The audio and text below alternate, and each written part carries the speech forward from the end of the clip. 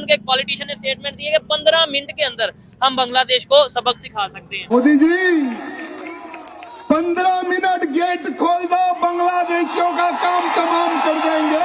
ये सिर्फ म्यान में रखने के लिए नहीं है मेरे मित्रों। नुकसान तो सबको ही होगा, वो सिर्फ बांग्लादेश इंडिया का नुकसान नहीं है, ये एशियन कंट्रीज का नुकसान। बांग्लादेश जिसे पहले ईस्ट पाकिस्तान कहते हैं, ईस्ट पाकिस्तान के लोगों में ये एटीट्यूड है उनका कि वो ज्यादा देर तक बर्दाश्त नहीं करते हैं और उसके बाद वहाँ पे म्यूटनी हो जाती है। इंडिया की इकोनॉमी तो बहुत बेहतर है, इसमें शक वाली बात कोई नहीं है, लेकिन ये बनी है ये जो मुस्लिम कंट्रीज जो हैं, ये इनको आगे और खसूसी तौर पे पाकिस्तान को ये आगे नहीं आने देता, क्योंकि हम नेबर हैं इनके।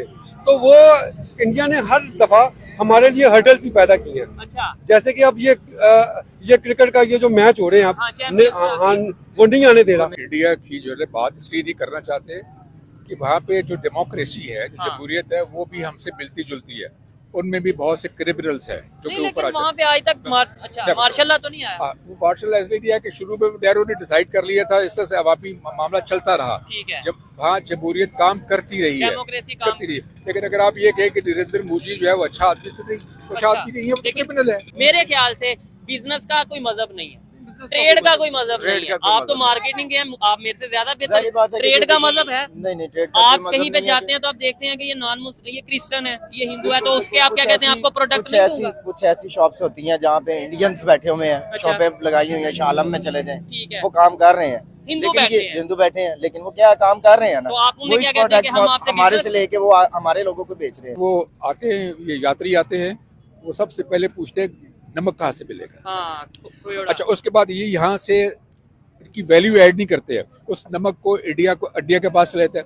इंडिया क्या करता है कि हमारे चावल को और हमारे नमक को प्रॉपर तरीके से वैल्यू ऐड करके उनको आगे भिजवा देते हैं। तो हम क्यों नहीं आगे? और उसके ऊपर लिखा होता है made in India. Made in India चीजें हमारी होती ना इंडियन अवाम चाहती है, ना पाकिस्तानी अवाम चाहती है। हम ट्रेड करना चाहते हैं, हम लोग मिलना चाहते हैं, बैठना चाहते हैं, लेकिन लॉबीज हैं जो कि इंटरनेशनल लॉबीज हैं, जो कि नहीं ये सारा काम होने देना चाहते। तो जैसी लीडरशिप होती है वैसे ही उसके असरात नीचे की तरफ नीचे तक आते हैं। अगर ऊपर करप्शन हो रही है तो नीचे भी होगी। कहते हैं कि मछली जो है मछली वो अपने मुंह से सड़ना शुरू करती है। ठीक है।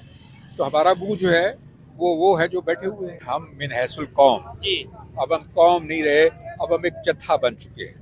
जत्था जिसकी कोई लीडरशिप नहीं है, जिसकी कोई डायरेक्शन नहीं है, हमारी कोई लगाए लग जाएंगे। मतलब है कि जिसका कोई भी इन्वेस्टर है, कोई भी बिजनेसमैन है, वो अपनी कंपनी की या अपनी प्रोडक्ट की मार्केटिंग जब करता है तो किस तरीके से करता है कि दूसरे कंट्री को या दूसरे सामने वाले को भी फायदा हो और उसे भी फायदा हो।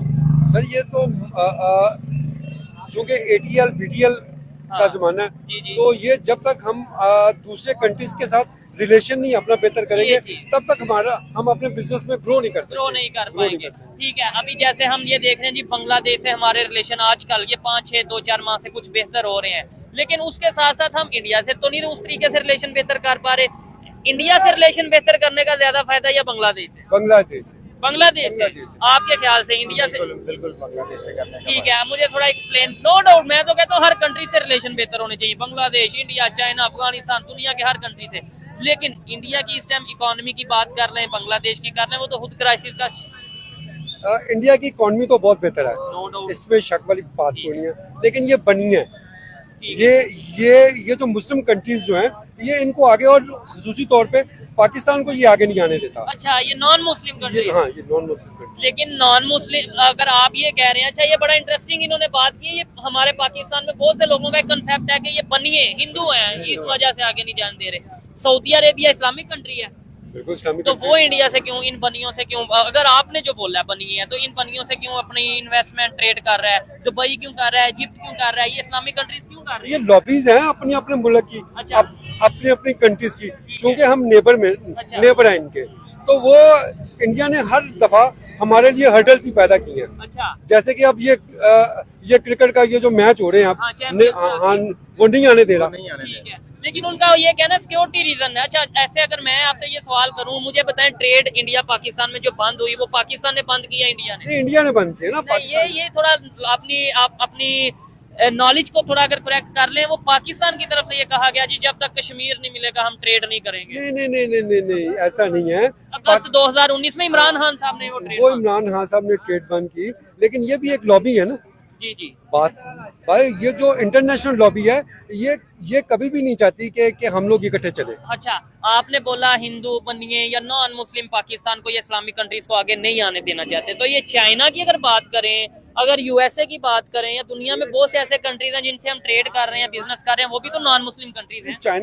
चाइना सेकंड सुपर पावर है। अच्छा। और इसमें शक वाली बात कोई नहीं है कि चाइना बिल्कुल प्योरली बिजनेस माइंड लोग हैं, कंट्री है। तो हाँ, तो देखे ना, वो वहाँ पे ट्रेड फ्री है। ठीक है। तो अच्छा, अभी बांग्लादेश का आपने बोला कि हमें फायदा है क्योंकि वो इस्लामिक कंट्री है, ये है वो है, ये सब चीजें चले, अच्छी बात है, आपकी एक अपनी ओपिनियन है। लेकिन बांग्लादेश के और इंडिया के, जो भी ये मेरा सवाल है, बांग्लादेश और इंडिया के भी मामला कुछ बेहतर नहीं चल रहे, क्योंकि उधर वो मिनॉरिटीज पे, बांग्लादेश में हिंदुओं पे कहा जा रहा है, खबरें आती हैं जी जुल्म हो रहा है, जिसकी वजह से इंडिया वाले नाराज हैं, शेख हसीना की गवर्नमेंट चली गई, ये सब चीजें चल रही हैं। लेकिन इंडिया क्या इतनी पावर रखता है कि एक दिन में अगर वो चाहे तो बांग्लादेश को घुटने, मतलब उसके झुकवा सकता है या उसको सबक सिखा सकता है? अगर टेक्नोलॉजी की बात कर लें, क्योंकि उनके एक पॉलिटिशियन ने स्टेटमेंट दी है कि 15 मिनट के अंदर हम बांग्लादेश को सबक सिखा सकते हैं। बात तो सही है उनकी। जो बांग्लादेश में लॉबी जो है वो इंडियन लॉबी है। लेकिन अगर नमस्कार दोस्तों, आप सभी का इस वीडियो में स्वागत है। तो दोस्तों, इन दिनों भारत और बांग्लादेश के बीच बहुत ज़्यादा झगड़े चल रहे हैं, और हाल ही में भारत के एक बीजेपी के नेता ने अपने एक पब्लिक मीटिंग में कहा कि अगर मोदी जी हमको 15 मिनट का मोहलत दे दे तो हम पूरा बांग्लादेश को सफा करने का हिम्मत रखते हैं, और उसने ललकार कर बांग्लादेश को ख़त्म करने को कहा। और वहीं पर बात करते हैं हम पाकिस्तान की जो जनता है, वहाँ पे उनका ये मानना है कि अगर भारत इस तरीके से बांग्लादेश से लड़ाई करता है तो जो बांग्लादेश है वो शायद बच नहीं पाएगा, क्योंकि भारत इसमें बहुत ताकतवर देश बन चुका है, और जिस हिसाब से भारत ग्रोथ कर रहा है उसका सामना बांग्लादेश कर सके उसके बस की बात नहीं है। बाकी वीडियो में देखिए आप। तो ऐसे को ये क्यों नहीं कहते कि भाई अपने घर बैठो, तुम कौन हो, पाकिस्तान आजाद कंट्री नहीं है? पाकिस्तान आजाद कंट्री तो है, लेकिन ये लॉबी है, लॉबी हर कंट्री की एक लॉबी है।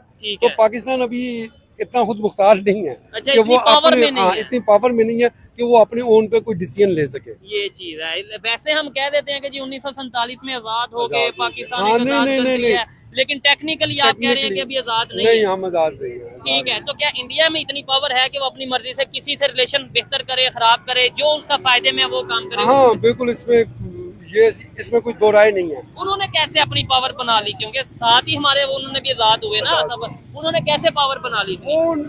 वो एक तो वो उनके जो लोग हैं ना, इवन के जो उनकी ये जो गवर्नमेंट लेवल पे जो लोग हैं वो सिंसियर है अपनी कंट्री के साथ, इंडिया के। अच्छा, तो वो जब आपकी मशीनरी सिंसियर है तो डेफिनेटली आप तरक्की करेंगे। आपके लीडर सिंसियर? हाँ, हमारे लीडर सिंसियर नहीं है ना, ये चीज तो हम लोग पीछे हैं। और इसकी एग्जांपल ये है कि हमारे यहाँ पे अगर हम बात करें डेमोक्रेसी कितना टाइम चली, कौन से प्राइम मिनिस्टर ने अपना टाइम टर्न्योर पूरा किया, और उनके वहाँ पे कितना टाइम डेमोक्रेसी चली? मतलब उन्हें तो मेरे ख्याल से हमेशा डेमोक्रेसी उनकी वो जो उनके वज़ीर-ए-आज़म का टर्नोवर है पूरा होता है। हमारा यहाँ पे टिकता ही नहीं, 3 बार कर जाते हैं। हमारा यहाँ पे एक दफा भी नहीं चलता। कोई 2.5 साल चलता है, कोई 2 साल चलता है, कोई 2.25 साल चलता है। ठीक है, और शायद इसी वजह से दुनिया उन पे जितना ट्रस्ट करती है और हमारे पे करती है, वो सब चीजें सामने है। लेट्स सपोज कोई बिजनेसमैन है, वो पाकिस्तान में इन्वेस्टमेंट करना चाह रहा है, आप तो मार्केटिंग है ना, और वो